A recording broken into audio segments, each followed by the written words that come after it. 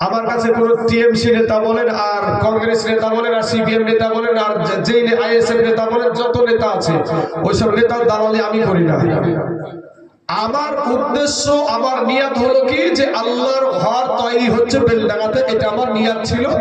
আমি 5খানা ইট খুব তড়িঘড়ি আমার গাড়িটার ভিতরে নিয়ে নিলাম। যে মসজিদে আমরা কয় ওয়াক্ত নামাজ পড়ি গো? 5 ওয়াক্ত নামাজ পড়ি। তো এই 5 ওয়াক্তর নামে আমি 5খানা ইট নিলাম, নিয়ে ছাড়লাম গাড়ি। এবার আমার গাড়ির যে ড্রাইভার, সেও তো আসতে সময় লাগবে নাকি, তো নিজেই ড্রাইভিং করে আপনার চলে গেলাম। তারপরে যাইয়া দেখলাম যে বাবাজি 4 কিলোমিটার আগে থেকে গাড়ি যাওয়ার মতন আর পরিস্থিতি নাই। 4 কিলোমিটার আগে থেকে আর গাড়ি যাওয়ার পরিস্থিতি নাই। ভিতরে গেলি গাড়ি খেয়ে শেষ হয়ে যাবে। আর আমাদের তো ফেন্সি গাড়ি, বুঝতে পারছেন, এই ফেন্সি গাড়ি একটু যদি চাপা লাগে তাই গেল বুঝা হয়ে করে দিবে।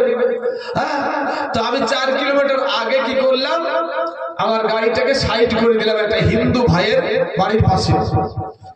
ইট গুলা যখন নাম আছে, তো হিন্দু মানুষটা বলছে এখানে ইট রাখছেন কেন, এখানে ইট রাখছেন কেন? আমি বলছি আপনার এখানে ইটটা রাখবো না, ইটটা ওখানে নিয়ে যাব, গাড়ি থেকে নামাচ্ছি। অসুবিধা আছে আপনার কিছু? না, তাহলে কোনো অসুবিধা নেই। আচ্ছা ঠিক আছে। তো 4 কিলোমিটার আমি তাইজুল ইসলাম 1 কিলোমিটার বাবাজি হাঁটার মতন ছেলে না। হ্যাঁ, 4 চাকা থেকে নামলে মোটরসাইকেলে চাপে, আর মোটরসাইকেল থেকে নামলে 4 চাকায় চাপি।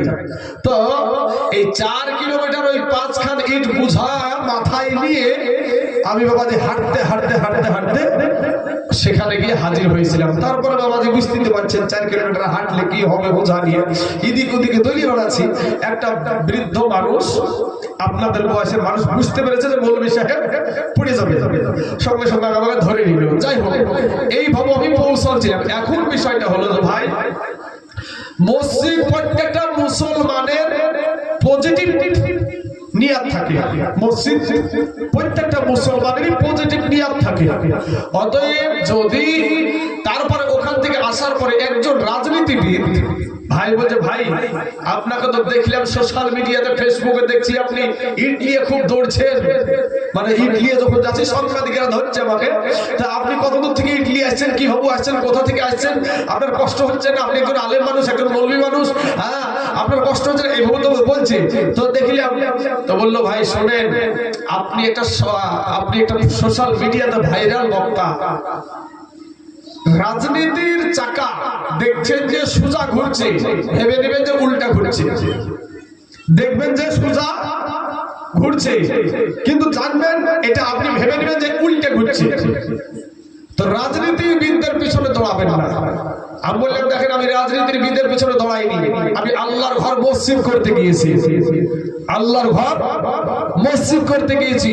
তো সেই দিন দেখলাম বাবা, যে মুসলমানের যে পুরাতন যে বাবরি মসজিদ, সেই মসজিদ ভাঙাতে মুসলমানের ভিতরে কতটা ক্ষত, কতটা যে আঘাত, সেদিন আমি দেখেছি বাবা। ছোট ছোট বাচ্চা থেকে নিয়ে, বৃদ্ধ থেকে নিয়ে, যারা চলতে পারছে না এরকম মানুষও ইট নিয়ে দৌড়াচ্ছে যে আমরা বাবরি মসজিদ করবো। দেখেন, যারা হয়তো 5 ওয়াক্ত ঠিক মতো নামাজটা পড়তে জানে না, তারাও কিন্তু মসজিদের জন্য ছুটছে, আল্লাহর ঘর তৈরি করব। বাবা, এই মসজিদকে আমরা সব সময় পজিটিভ দেখি, পজিটিভ দেখবো, কিন্তু রাজনীতির মধ্যে ধর্মকে ঢুকাবো না। কারণ আমাদের ধর্ম অত সস্তা না, কথা ঠিক না? ঠিক, আমাদের ধর্ম অত সস্তা না। ইন্না দীনা ইনদাল্লাহিল ইসলাম, আল্লাহর কাছে মনোনীয় পছন্দনীয় ধর্ম হলো ইসলাম ধর্ম। সুবহানাল্লাহ। আজকে হিন্দু ভাইদের ধর্ম হাতের খেলনা হয়ে গেছে, হিন্দু ভাইদের, সনাতনী ভাইদের ধর্ম হাতের খেলনা হয়ে গেছে, হাটে বাজারের আন্নার আলু পটলের মতন হয়ে গেছে। তাদের ধর্ম নিয়ে তারা হয়তো রাজনীতি করছে, কিন্তু আমরা আমাদের ধর্ম নিয়ে রাজনীতি আমরা করবো না। কারণ আমাদের ধর্মের, আমাদের কাছে মায়া আছে, মোহাব্বত আছে। এই ধর্মের জন্য আমরা ভারতের মুসলমানেরা নিজের বুকে তাজা রক্ত ফেলতে রাজি আছি না নাই? বলে মুসলমান ভাই, আমরা ধর্ম নিয়ে রাজনীতি করি নাই। কিন্তু বাবাজি, যে সমস্ত কুকুরগুলা, কুত্তাগুলা, যে সমস্ত মুখের মাথায় টুপি দিয়ে, মুখে দাঁড়িয়ে নিয়ে, মুখকে চাপা দিয়ে বসে আছে, আপার সম্পত্তি, ভাবিয়েন না যে আপনার এখানে হবে না। তা একটু সবুর করেন, দেখেন আপনার মসজিদের এখন তালাশ করে দেখেন না, নেট মেরে দেখেন না, আপনার মসজিদেরই আপনারা মালিকানা আছেন না, রাজ্য সরকার হয়ে গেছে। দেখেন রাতারাতি দেখেন কত অনেক জায়গায় তো ধরা পড়ে গেছে, অনেক জায়গায় ধরা পড়ে গেছে যে এই মসজিদে এই জমির মালিক হলো মসজিদ, এই জমির মালিক হলো মসজিদ। পরবর্তীকালে দেখা যাচ্ছে, রাতারাতি দেখা যাচ্ছে যে এই মসজিদের মালিক হলো রাজ্য সরকার। অনেক হাজার হাজার পশ্চিমবাংলাতে নিয়ে নিয়েছে, হয়তো আপনারটাও নিয়েছে কি আমারটা নিয়েছে, কোনটা নিয়েছে, এখন সবাই তালাশ করে সেই জায়গাতে প্রবেশ করেনি। আমি বলবো আপনাদের হাজিডাঙ্গার মুসলমান কমিটি ভাইদেরকে বলবো যে মসজিদের জমি তালাশ করেন, দেখেন যে তারা রাতারাতি খতিয়ানটা 1 নম্বর খতিয়ানে নিয়ে নিয়েছে কিনা। 1 নম্বর খতিয়ানে গেলেই দেখবেন ওইটার মালিক হয়ে গেছে রাজ্য সরকার। আর রাজ্য সরকার যখন নিবে তো তখন বলবে এটা রাজ্য সরকারের জমি, এখানে আমরা যা ইচ্ছা তাই করতে পারি। নিয়ে নিল, কি করবেন আপনি? আপনার নামে কোনো দলিল নাই, কিচ্ছু নাই, রেকর্ড নাই, কিচ্ছু নাই, নিয়ে নিল, কিছু করার নাই। অতএব বাবাজি আমি বলবো যে ভাই, আমি বাবরি মসজিদ সম্পর্কে এতটুকু বলবো যে আমি মসজিদের পক্ষে। আল্লাহর ঘর, আল মসজিদু বাইতুল্লাহ, মসজিদ হলো আল্লাহর ঘর। কিন্তু এই মসজিদকে নিয়ে যদি কেউ রাজনীতি করে সেটার পক্ষে আমি না। মসজিদ আল্লাহর ঘর, কোরআন আল্লাহর কালাম, তো কালামকে নিয়ে, আল্লাহর কালামকে নিয়ে যদি কেউ রাজনীতি করে তাতে আমার থাকা দরকার আছে কি? আমার তাতে থাকা দরকার নাই। কিন্তু কেউ যখন এই কথা বলার সাহস এই পশ্চিম বাংলাতে কেউ করেনি, একজন করেছে যার নাম হলো হুমায়ুন কবির। কথা বলেন ঠিক না ঠিক? একজন ব্যক্তি, সেই ব্যক্তি হলো হুমায়ুন কবির সাহেব। ওনাকে সম্মান করি, ইজ্জত করি। যদি উনি সঠিক নিয়াতে যদি আল্লাহর ঘর করে থাকে, উনার জন্য আমাদের বুকের তাজা রক্ত রাস্তায় দিতে রাজি আছি। যদি বলেন ইনশাআল্লাহ। আমার কথাগুলো ভুল বলেন, আমার নিয়াত খারাপ, আমি মসজিদের পক্ষে আছি না নাই? মসজিদের পক্ষে আছি। কিন্তু বাবাজি মসজিদ নিয়ে যদি রাজনীতি করে তো ওই রাজনীতিবিদকে আমরা সাইজ করবো। কথা বলেন ঠিক না ঠিক? কত মানুষ খেটে, কত মানুষ, এখানে 3টে ক্যামেরা চলছে, কিন্তু এই ক্যামেরার কথাটা কিন্তু ভাইরাল হবে, আপনাদেরকে বললাম ভাইরাল হবে। এই যে খেটে খাওয়া গরিব মানুষদের রক্ত পানি করা টাকা, লক্ষ লক্ষ কোটি কোটি টাকা মুসলমানেরা দিয়ে আসছে আপনাদেরকে। আমি ওখানে 2বার গেছি, একবার 6 ডিসেম্বর যেদিন আপনার প্রথম যেদিন উদ্বোধন হয়, তারপরে আরেকদিন গিয়েছিলাম সেখানে। তো 2 দিন গিয়েছি। তো 2 দিন গিয়েছি আমি। এর আগে আমি লাইভে একদিন বলেছি, আজও আপনাদের সম্মুখে বলছি যে এই খেটে খাওয়া মানুষ, গরিব মানুষদের রক্ত পানি করা, তিল তিল করে জমানো টাকা দিয়ে ইট কিনে, সিমেন্ট কিনে, রড কিনে তারা টাকাকে দান করে দিয়ে আসে। এই টাকাকে দিয়ে যদি হুমায়ুন কবির যদি লয় ছয় করে, তারও বুকের কলজে ছিঁড়ে ফেলে দেবো না, ছিঁড়ে কলজে বের করে তার কলিজাকে চিবিয়ে খাবো। জনগণ ঠিক না ঠিক? আমার কথায় ভুল আছে ভাই? আর যদি সে আল্লাহর ঘর মসজিদ করে, আলহামদুলিল্লাহ, আল্লাহর কাছে আমরা তার জন্য দোয়া করব, আল্লাহ যেন তাকে জান্নাতবাসী করে। কি বলেন? হ্যাঁ বাবাজি, শোনা মানুষেরা, আমাদের মসজিদে আজ আমাদের বিষয়ে, আমাদের ভিতরে আজ মুনাফিকি, এই মুনাফিকি ধরার জন্যই মুনাফিকি আলোচনা চলছিল না? প্রথম থেকে কিন্তু মুনাফিক চিনার আলোচনা চলছিল। এই মুনাফিকগিরি মসজিদ নিয়ে করা চলবে না, কোরআন নিয়ে চলবে না, নবী নিয়ে চলবে না, ইসলাম ধর্ম নিয়ে চলবে না, আল্লাহ নিয়ে চলবে না। আমরা এক আল্লাহকে মানি, ওই আল্লাহর পক্ষে থাকবো, আমার নবীর পক্ষে থাকবো, মসজিদের পক্ষে থাকবো, কোরআনের পক্ষে থাকবো, সৎ পথে থাকবো, আমরা সত্য পথে থাকবো। মিথ্যা দিয়ে কোনোদিন বাবাজি আপনি সফল হতে পারবেন না। মিথ্যা দিয়ে আপনি আল্লাহ পাবেন না, আল্লাহর নবী পাবেন না। 63 বছর জিন্দেগিতে আপনার নবী, আমার নবী একটা মিথ্যা কথা বলেনি। যদি বলেন সুবহানাল্লাহ, একটা মিথ্যা কথা বলেনি। কিন্তু ভাই আমি আপনাদেরকে বলবো যে এই মসজিদ হোক, আমরাও আমাদের একটা গর্ব। বাবরি মসজিদ যেটা আমাদের পুরাতন মসজিদ, সেটাও আমাদের কলেজের টুকরা ভাই রে। কবি বলছেন, ওরে আজ ভেঙেছে বাবরি মসজিদ, কাল ভাগিবে তাজমহল। আজ ভেঙেছে বাবরি মসজিদ, কাল ভাগিবে তাজমহল। এমনি করে ভাঙবে রে তোর হৃদয় মাঝার রে মুমিন ভাইয়া, অবুঝ হইয়া থাকবি কতকাল।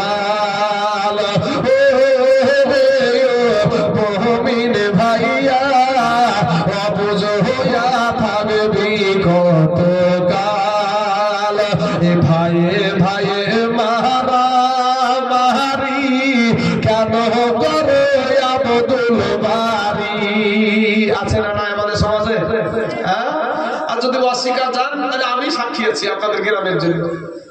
আমি সাক্ষী কেন, 3 বার এসেছি আপনাদের এখানে দাওয়াত পেয়ে, আর একবার এসেছি পুলিশ সাথে করে, বুঝতে পারলেন না? একবার এসেছি পুলিশ সাথে করে। বাবাজি জালসা করে চলে আসি কান্দি থেকে, বুঝতে পেরেছেন? আসার পরে দলিতে বাজারে সব ইউটিউবাররা নামবে, ক্যামেরাম্যানরা নামবে দলিতে বাজার থানার মোড়ে, আর যেমন দাঁড়াচ্ছি আর ভন ভন করে এসে আমার গাড়িকে ঘিরিল, ঘিরিয়েছে। কে না কে বলবি স্যার, তো আমাদেরকে একটু হাজি টাকা যেতে হবে। হাজি টাকা কোথায়, তাই তো চিনি আমি, তো আমাদের সাথে চালান। আমি বলছি না, আমি বাড়ি যাবো, ওইসব জায়গাতে আমি যাবো না। বলে বিশাল মারামারি হয়ে গেছে, বিশাল মানুষ মরে পড়ে আছে, যেতে হবে, একটু চলেন চলেন। এবার নিয়ে চলে আসলাম আপনাদের হাজি টাকাতে। সেই হাজি টাকা চিনিছি প্রথম। তার জন্য বলছি যারা মারামারি করছেন তারা কারা?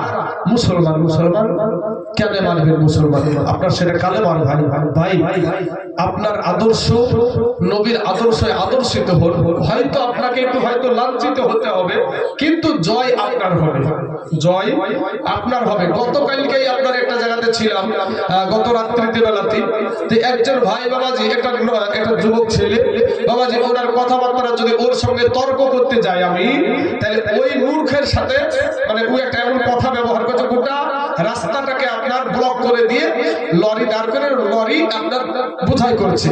তো আমাকে বলছে যে একটা জায়গা দিয়ে নেমে যেতে। ও বলতে পারে যে হুজুর এই দিক দিয়ে একটু ঘুরিয়ে যান, তো ওর ভাষা থেকে নিয়ে আর ওর কথাবার্তা থেকে নিয়ে এমনি ঝামেলা আসবে। আমি তখন আমার ড্রাইভারকে বললাম যে গাড়িটা ঘুরিয়ে দাও, এদের সঙ্গে ঝামেলা করতে গেলে আমাদের মানে সম্মান হানি হবে। অতএব আমি বলবো ভাই ভাই ভাই যে মাস্তানি করার কোনো দরকার নাই, নিজে ছোট হয়ে যান। আমার দয়ার নবীর আদর্শ দেখেন, আমার নবীজির আদর্শ কত সুন্দর। আমার নবীজি ইমাম হাসান ইমাম হোসাইন ক্ষুধার্ত, নবীজি ইহুদির বাড়িতে পানি উঠাতে গেছে। আমার নবীজি পানি উঠাতে গিয়ে বালতিটা কুয়োতে পড়ে গেছে, ইহুদি এসে আমার নবীজির গালে থাপ্পড় মেরে দিয়েছে। আমার দয়ার নবীজি মায়ার নবী তার হাতখানে হাত বুলিয়ে বলছে, বাবা তোমার হাতে লাগেনি তো? কি আদর্শ দেখেন। আর আপনার আমার আদর্শ কি দেখেন? আমরা শুধু মাস্তানি দেখাই, নিজে কি করে জিতবো, নিজে কি করে বড় হবো, সত্য দিয়া হোক আর মিথ্যা দিয়া হোক, নিজে ওপরে উঠতে পারলি হলো, নিজে উপরে উঠতে পারলি হলো। লোকে বলুক যে হ্যাঁ আর জয় হয়েছে, আরে মাস্তানি দেখিয়ে দিয়ে গেল রে ওরাই, খুব নাম নিয়ে নিল। কিন্তু বাবা বিচারের মালিক একজন আছে, বিচারের মালিক একজন আছে। আপনি একজনকে মারছেন, সে যদি আপনার গালি শুনে, আপনার আঘাতপ্রাপ্ত কথা শুনে যদি মুখ বুজে চলে যায়, আপনি জানবেন যে আপনি একেবারে জাহান্নামের আসামি হয়ে গেলেন। আর সে যদি প্রতিশোধ নেয় তাহলে আপনি বেঁচে যাবেন। আর যদি আপনি তাকে আঘাত করছেন আর তারপরে সে চুপ থাকছে, তো জানবেন যে আপনি জাহান্নামের আসামি হচ্ছেন। কারণ আল্লাহর বান্দাকে আপনি আঘাত করছেন। কাকে? আল্লাহর বান্দাকে। যে আল্লাহ মানুষকে আশরাফুল মাখলুকাত করে সৃষ্টি করেছে। আল্লাহ বলছে বান্দারে তোকে আমি বড় দুর্বল করে, বড় মায়া করে আমি তোকে সৃষ্টি করেছি, তোর উপরে আমার মায়াটা বেশি। ওরে বান্দা, তোর জন্য গোটা পৃথিবীর জীব জানোয়ারকে তোর গোলাম বানিয়ে দিয়েছি। জোরে বলেন সুবহানাল্লাহ। বলেন একটা উট মানুষের ইশারা চলে না, চলে না ভাই? একটা গরু, একটা মহিষ, এগুলা মানুষের চাইতে শক্তিশালী না? শক্তিশালী না? একটা বাঘ, একটা হাতি মানুষের ইশারায় চলে না, চলে না? তো আমার আল্লাহ বলে বান্দা তোকে আমি দুর্বল করে সৃষ্টি করেছি, কিন্তু বান্দারে এই যারা শক্তিশালী জীবগুলাকে আমি আল্লাহ তোদের গোলাম বানিয়ে দিয়েছি। জোরে বলেন সুবহানাল্লাহ। মুসলমান আমার বাবাজিরা, আমার ভাই জানেরা, আমার আব্বা জানেরা, আল্লাহর গোলাম হয়ে যান। কেউ যদি আপনাকে কষ্ট দেয় আপনি ছোট হয়ে যান, ছোট হয়ে যান, ছোট হলেই আপনি জিতবেন।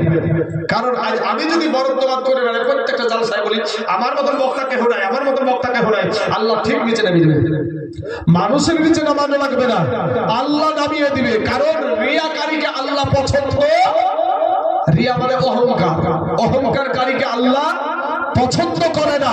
তাই আমার সম্মানিত বাবাজি, আমার ভাই জানেরা, আমি আপনাদেরকে বলবো যে আমার নবীর আদর্শ, আমার আদর্শতে ভুল আছে ভাই, আমি মানুষ, আমার আদর্শতে ভুল আছে, কিন্তু আপনার নবী, আমার নবী, সারাকুল কায়নাতের নবী যিনি, ওনার আদর্শতে কোনো ভুল নাই। জোরে বলেন সুবহানাল্লাহ। ওনার আদর্শ সম্পর্কে আল্লাহ কোরআনে বলছেন ওয়া ইন্নাকা লাআলা খুলুকিন আযীম। আমার নবীকে বলেছেন আখলাকুন নবী, যার ভিতরে কোনো ভুল নাই। আর যেই নেতার পিছনে দৌড়িয়ে আপনি আপনার ভাইকে বদলাচ্ছেন, ওই নেতার যে ভুল আছে না নাই গো? ভাই, একটা কংগ্রেসের নেতার ভুল আছে না নাই? সিপিএম নেতা জেনা করে না করে না? তৃণমূল নেতা জেনা করে না করে না? মিথ্যা কথা বলে মানুষকে ঠকাই না? মানুষের টাকা চুরি করে খাই না? কিন্তু আমাদের যদি নবী, ইসলাম ধর্মের যদি নবী, মুসলমানদের যেটা নেতা, সেই মুহাম্মদুর রাসূলুল্লাহ, তার আদর্শে কোনো ভুল নাই। জোরে বলেন সুবহানাল্লাহ। ওই নবীকে মানে, ওই নবীকে নেতা বলে মানে। যে নেতার পিছনে দৌড়ান, এই স্বার্থে আঘাত লাগলে বেকার। স্বার্থে যদি একটু আঘাত লাগে, আরে নেতা তো দূরের কথা, আপনার বিবির যদি স্বার্থে আঘাত লাগে, লালবাগের লাল ঘর দেখে ছেড়ে দিবে আপনাকে। কি গো, কথা ঠিক না? ঠিক। যদি আপনার বিবির স্বার্থে আঘাত লাগে, আপনার বিবি আপনাকে লালবাগের লাল ঘর দেখাবে। আপনার সন্তানের স্বার্থে আঘাত লাগলে আপনার সন্তান আপনার থেকে আলাদা হয়ে যাবে। ও ভাই শোনা, আপনার সন্তানের যদি আপনি বাপ, সন্তানের সঙ্গে যদি আপনার স্বার্থে আঘাত লাগে, সন্তানকে আপনি ভিন্ন করে দেবেন। আছে না নাই? হ্যাঁ, তাই ভাই রে, যৌবনের বাহাদুরি আর রক্তের বাহাদুরি এই দুনিয়াতে চলবে। কত আপনাদেরকে একটা কথা বলি, আমাদের বালিরঘাটে একটা বাস উল্টাইছিল, মনে পড়ে আপনাদের? বাসটা উল্টিয়েছিল, শুনেছিলাম যে একজন নাকি মানুষ বেঁচে ছিল, বাকি সবগুলো মরে গেছিল, শুনেছিলাম। তো বলেন, ওই বাসটা থেকে শুধু এই 80 বছরের বুড়িয়া মানুষ ছিল নাকি? সব রকমের ছিল, বৃদ্ধ ছিল, যুবক ছিল, যুবতী ছিল, শিশু ছিল, নারী ছিল, পুরুষ ছিল, সব রকম মানুষ নিয়ে গিয়ে পানির ভিতরে ঢুকেছিল।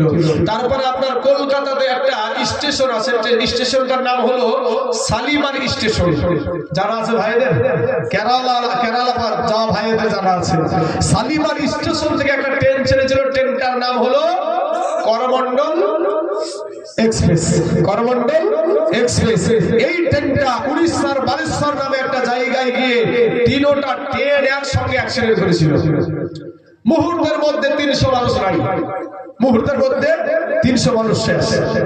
আপনারা আর একটা কথা আমার বেশির অংশ এই চাচাদের মনে থাকবে, জলঙ্গিতে কুয়াশার ভিতর দিয়ে নদীতে বাস নেমে গেছিল, মনে পড়ে? বুড়িয়া মানুষের সব যুবকেরা সব ফিস্ট করে কোথায় যাচ্ছিল। হ্যাঁ, তো যুবকেরা যারা ভাবে যে এখনো আমার নামাজ পড়ার টাইম হয়নি, এখনো দাঁড়িয়ে রাখার টাইম হয়নি, এরকম মালগুলা যাইয়ে বাবা পানির ভিতরে হামের মুখে শব্দ শেষ। তাই কবি বলছেন, ও তোর গহনা যৌবন ফুরায়া যাবে, যৌবনে লাগিবে মাটি, ওই যে দেখো ডাকিতেছে ভাই গো কবরের মাটি, ওই যে দেখো ডাকিতেছে ভাই গো কবরের মাটি। ভাইরে সন্ধ্যার আগে যেদিন ডুবিবে বেলা, এক মুহূর্তে শেষ হইবে তোমার রঙেরই মেলা। বাইরে সন্ধ্যার আগে যেদিন তোমার ডুবিবে বেলা, এক মুহূর্তে শেষ হইবে তোমার রঙেরই মেলা। তুমি কার মারো জোর ধরো, কার মাথায় ভাগিবা লাঠি, যুগল ভাই কার মারো জোর ধরো, কার মাথায় ভাগিবা লাঠি, ওই যে দেখো ডাকিতেছে ভাই গো কবরের মাটি, ওই যে দেখো ডাকিতেছে মা গো কবরের মাটি। ঘুইরা বড় তুমি এই মায়ারি পিছে, এত আশা ভালোবাসা সবই যে মিছে, কোনদিন জানি আইসা পরে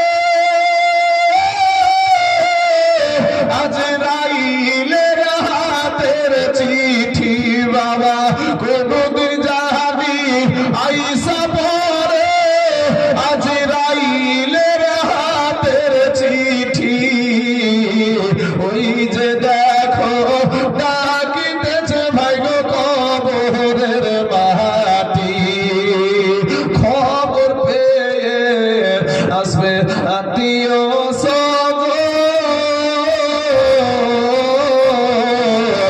চতুর্পাশে বসে তারা করিবে কন্দন মনের মতো সাজায়া দিবে কি সুন্দর পরিপাটি বাবা মনের মতো সাজায়া দিবে কি সুন্দর পরিপাটি ওই যে দেখো ডাকিতেছে ভাই গো কবরের মাটি ও মুসলমান যুবকের আমার ভাই জানেরা হাজিডাঙ্গার বাবজিদের ভাইদের আমি একটা কথা বলে যাব ভাই রে মুসলমানদের কেউ আপন নাই রে যুবক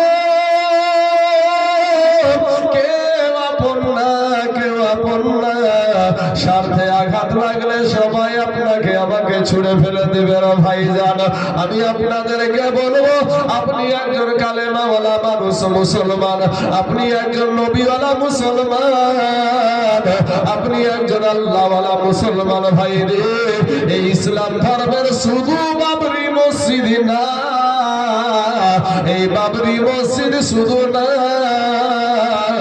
আমাদের কোরআনকে ব্যান করার জন্য কলকাতার হাইকোর্টে মামলা করা হয়েছিল বাবা 1985 সালে 29 মার্চ দুইজন ব্যক্তি বাবা শীতল সিং আর একজন ব্যক্তি দুইজনে কোরআনকে ব্যান করার জন্য কলকাতার হাইকোর্টে যখন মামলা করলো এই মামলা যখন এপ্রিল মাসের 17 তারিখে বাবা বিচারে উঠল রে বাবা ওই বিচারের আপনার বিচারক যিনি ছিলেন জজ সাহেব যিনি ছিলেন উনি বলেছিলেন এটা মুসলমানদের ধর্মগ্রন্থ ওই ধর্মগ্রন্থকে ব্যান করা এটা ভারতবর্ষের আইনে এবং ভারতবর্ষের সংবিধানে নাই জোরে বলেন সুবহানাল্লাহ ভারতবর্ষের আইন তখন বাবা এই ভারতে এই কোরআনকে ব্যান করতে পারে না রে বাবা শুধু তাই না রে বাবা এই বাবাজি এই দুইজন ব্যক্তি পেতাটা আপনার দুইজন ব্যক্তির পেতাটা এসে আপনার ভর করলো 2021 সালে ওয়াসিম রেজভি নামে একটা ব্যক্তি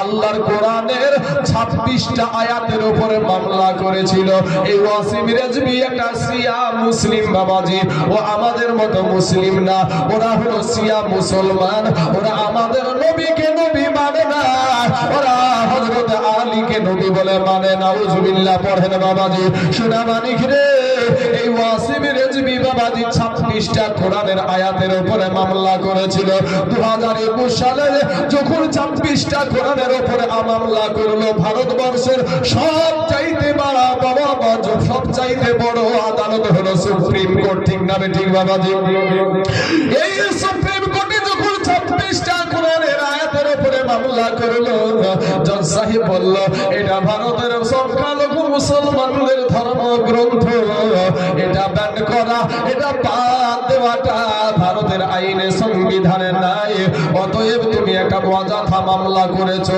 আর এই অযথা মামলা করার কারণে অনেক মুসলমানদের কলেজাতে আঘাত লেগেছে শুধু তাই না এই ভারতবর্ষের সুপ্রিম কোর্টের মূল্যবান সময় নষ্ট হয়েছে এর জন্য ওই ওয়াসিম রেজভির 50,000 টাকা জরিমানা করা হয়েছিল জোরে বলেন সুবহানাল্লাহ অতএব ভাইরে মুসলমানকে যারা মিটাতে এসেছে তারাই মিটে গেছে কোরআনকে যারা মিটাতে এসেছে তারাই মিটে গেছে আজ আপনাদেরকে একটু বলি আজ আমাদেরকে বলে লাথি মেরে তাড়িয়ে দেব লাথি মেরে তাড়িয়ে দেব না রে বাবা না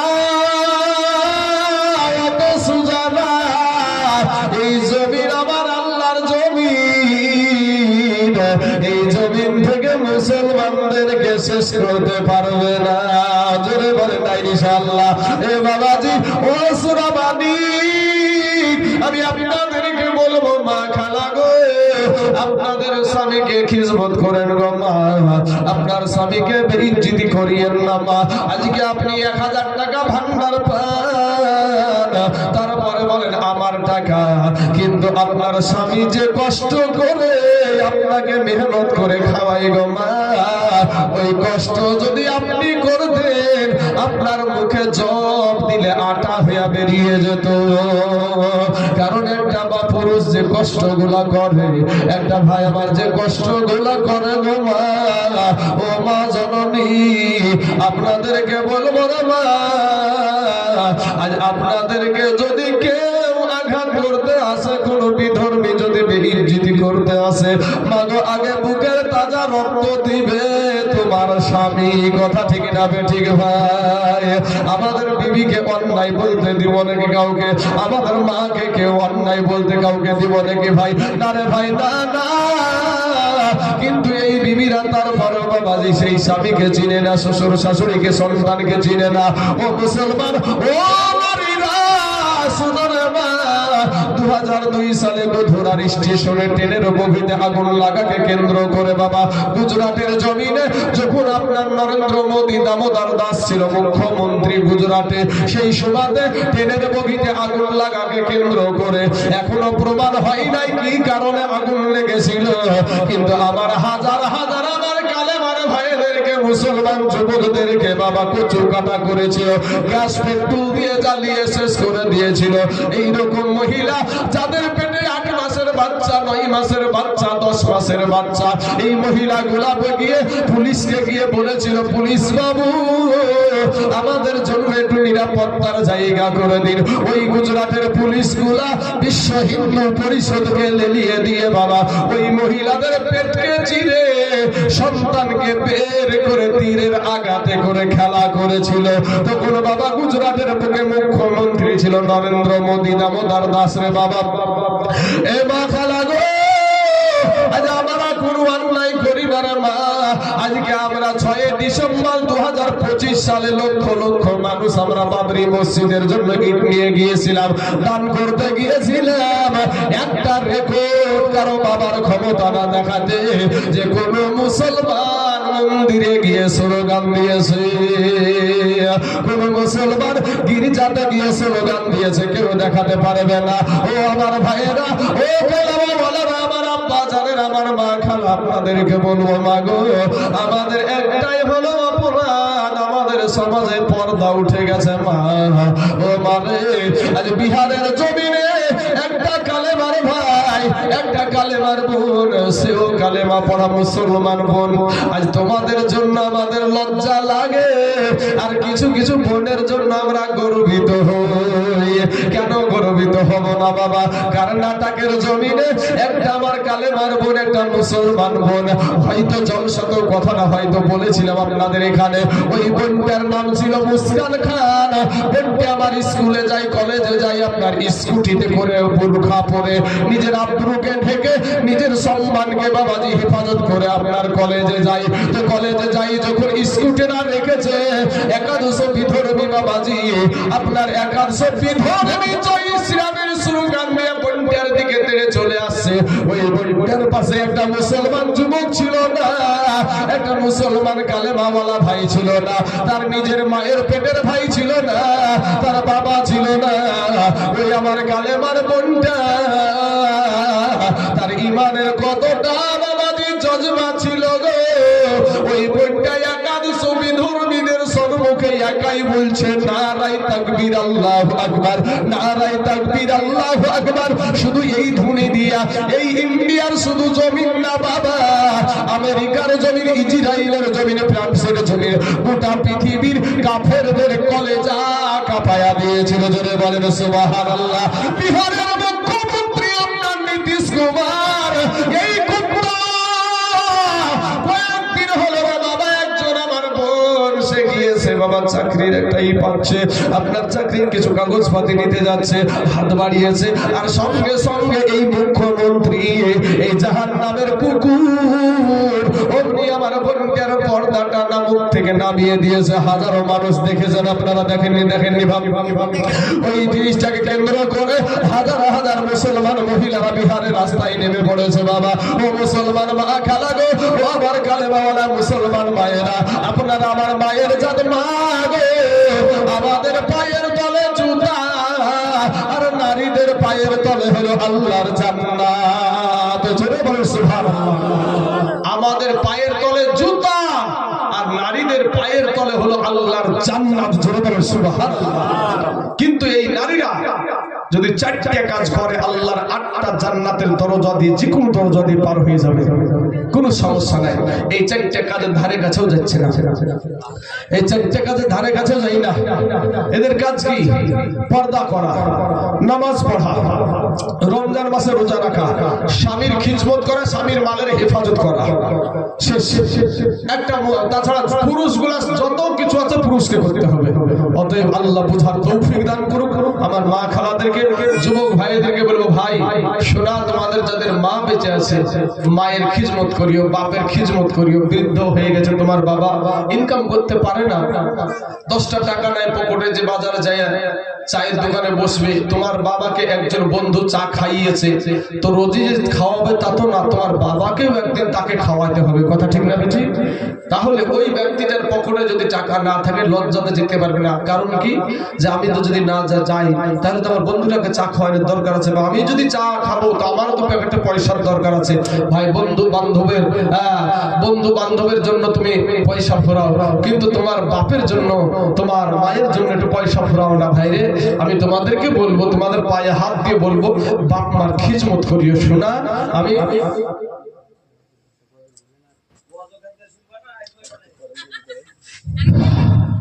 যাই একজন 200 টাকা দিয়েছে, গজল শুনবে। যাই আলহামদুলিল্লাহ, মাশাআল্লাহ। আমি আপনাদেরকে বলবো, আমি একটা বিষয় আপনাদেরকে বলি, যে গজল শুনেন মা জননী, এই মায়েদের তরফ থেকে দিল নাকি? আচ্ছা, পুরুষদের তরফ থেকে দিয়েছে। তো পুরুষ ভাইয়েরা, আমার যুবকেরা, নওজওয়ানেরা, তরুণেরা, আপনাদেরকে একটা কথা বলি ভাই, যে ভাই গজল শুনেন, ইসলামিক কথা শুনেন, হক কথা শুনেন, কিন্তু মানার চেষ্টা করেন ভাই। জানার নাম ঈমান ভাই, মানার নাম হলো ঈমান, জানার নাম ঈমান নয়।